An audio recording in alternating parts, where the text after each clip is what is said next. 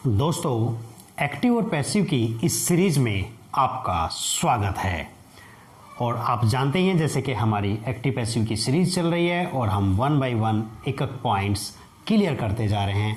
आज ही भी इस सीरीज में हम 2 नए पॉइंट्स के साथ आपके सामने आए हैं और इस वीडियो में हम 2 पॉइंट्स क्लियर करेंगे। आप देख सकते हैं नंबर 1 और नंबर 2। पहले मैं नंबर 1 को क्लियर कर देता हूं। जैसे कि मैंने एक सेंटेंस लिखा है, सी laughed at him.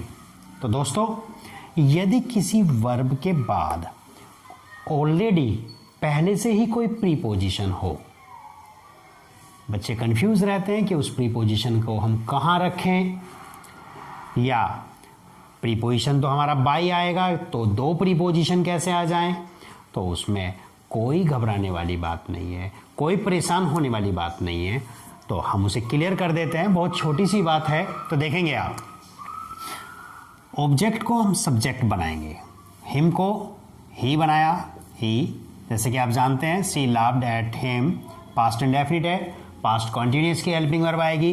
He was, laugh की थर्ड फॉर्म लाफ्ड ही रहेगी क्योंकि सेकंड और थर्ड एक ही है। एट को वहीं रखो, एट, यानी कि जो प्रीपोजिशन आपका वर्ब के बाद था उसको हम साथ ही रखेंगे। उसके बाद जब हम सब्जेक्ट को ऑब्जेक्ट बनाते हैं और उससे पहले बाई लाते हैं तो वो हम लाएंगे ही, बाई और सी का ऑब्जेक्ट आपका हर। तो यानी कि अगर 2 प्रीपोजिशन आपके आ जाते हैं, एक प्रीपोजिशन आपके वर्ब के साथ वाला था और एक प्रीपोजिशन वो जब आप डूअर यानी कि कर्ता से पहले बाई को यूज करते हैं, तो इसमें कोई परेशान होने वाली बात नहीं है। एक एग्जांपल और देख लेते हैं। He looks after the family. He looks after the family। आप देख सकते हैं looks after एक साथ ही आते हैं। look after देखभाल करना, the family ऑब्जेक्ट है, फैमिली को सब्जेक्ट बना लो। the family प्रेजेंट इंडेफिनिट है, प्रेजेंट कॉन्टिन्यूअस की हेल्पिंग वर्ब आ जाएगी is, और look की थर्ड फॉर्म looked after उसके साथ ही रखेंगे। the family is looked after by, और he का ऑब्जेक्ट आपका him आ जाएगा।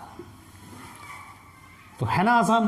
तो कोई इसमें परेशान होने वाली बात नहीं है। आप इनको सभी को जब प्रीपोजिशन आपके किसी वर्ब के साथ आए हो या कोई फ्रेजल वर्ब हो तो उनको आप साथ ही साथ रख लेंगे। आई होप ये आपको समझ आ गया होगा।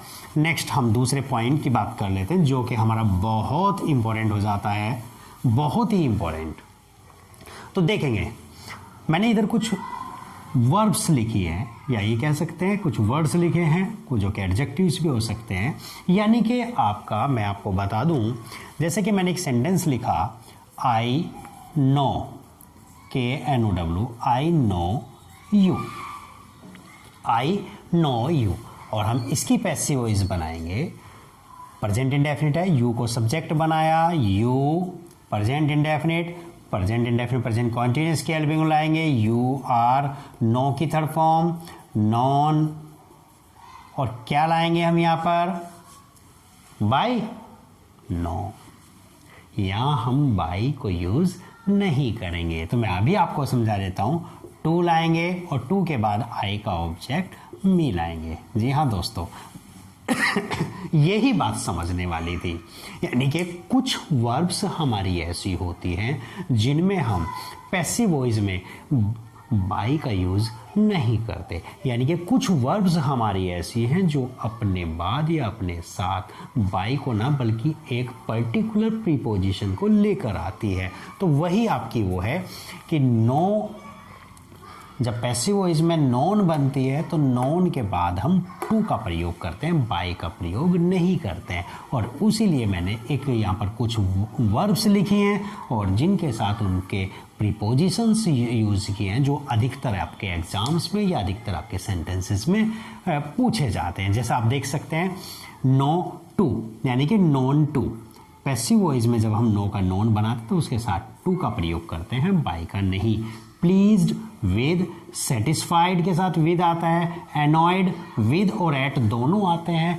यदि व्यक्ति है, विद के बाद कोई व्यक्ति है तो हम विद का प्रयोग करेंगे, और यदि एनॉयड के बाद हम व्यवहार की बात कर रहे हैं तो आप एट का प्रयोग करेंगे।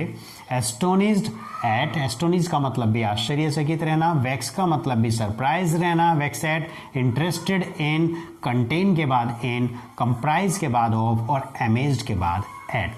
और दोस्तों ये भी आप ध्यान रखेंगे कि ये जो वर्ड्स या ये जो प्रीपोजिशन मैंने इन वर्ड्स के साथ, इन वर्ब्स के साथ बताए हैं, ये केवल और केवल पैसिव वॉइस में यूज़ होते हैं, ये एक्टिव वॉइस में यूज़ नहीं होते। जैसे कि मैं आपको सपोज करो एक एग्जांपल दूं और इससे आप कुछ और भी सीखने वाले हैं। जैसे कि द बॉस स्पेस या द बॉस स्पेस कर लेते हैं विद हिम, और मैं यहां पर एक ब्रैकेट में एक वर्ब ला देता हूं, सेटिस्फाई, सेटिस्फाई। और मैंने कहा आपसे कि आप, और मैं यहां पे एक हिंट्स के लिए लास्ट ईयर रख दिया मैंने, तो देखिए सेटिस्फाई, और मैंने कहा कि इस ब्लैंक में आप जो सेटिस्फाई वर्ब है उसको आप यूज करेंगे, करेक्ट वर्ब को आप यूज करेंगे। तो देखिए सेटिस्फाई वर्ब है, सेटिस्फाई के बाद विद एक्टिव वॉइस में यूज नहीं होता। तो इस विद से आपको ये हिंट्स मिल जाता है, या ये विद सेटिस्फाई के बाद ये इंडिकेट कर रहा है कि ये वाक्य आपका पैसिव वॉइस में जाएगा। तो आप इन प्रीपोजिशन से, यदि इन वर्ड्स के बाद, इन वर्ब्स के बाद यदि ये प्रीपोजिशन है तो वो इंडिकेट कर रहे हैं कि that will be in passive voice. तो आपको वो वाक्य को पैसिव वॉइस में बनाने में, या पैसिव में वो सेंटेंस को बनाने में, या वर्ब को फिल करने में आपको कोई परेशानी नहीं होगी। लास्ट ईयर इंडिकेट कर रहा है कि पास्ट की बात है, तो पास्ट की बात है, पास्ट में आप पैसिव वॉइस बना दीजिए। The boss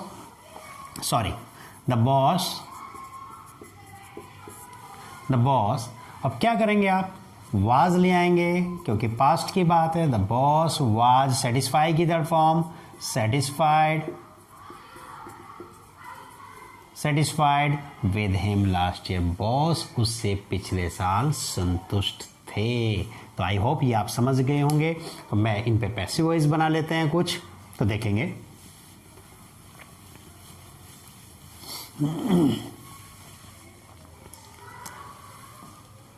This box contains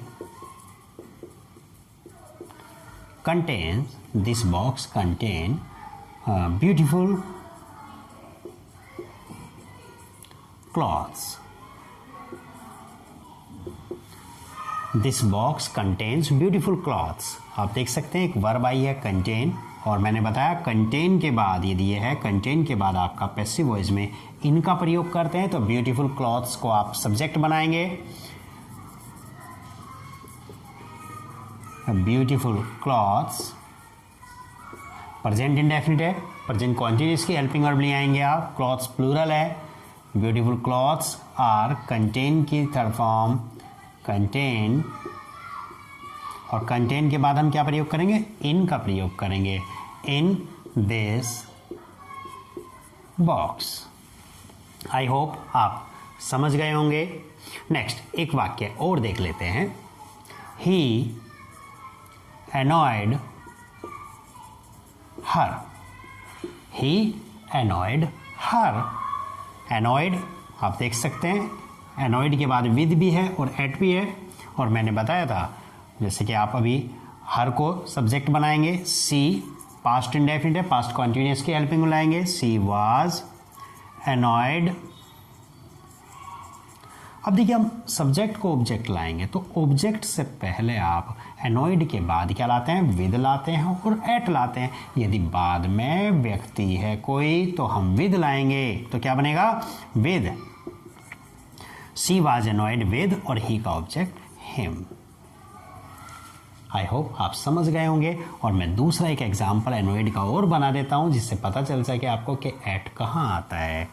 your behaviour annoyed her। Your behaviour, जब हम बिहेवियर की बात करेंगे, व्यवहार की बात करेंगे या उसके कंडक्ट जो हम, तो तब भी हम एट का ही प्रयोग करेंगे। हर का subject she was annoyed eight.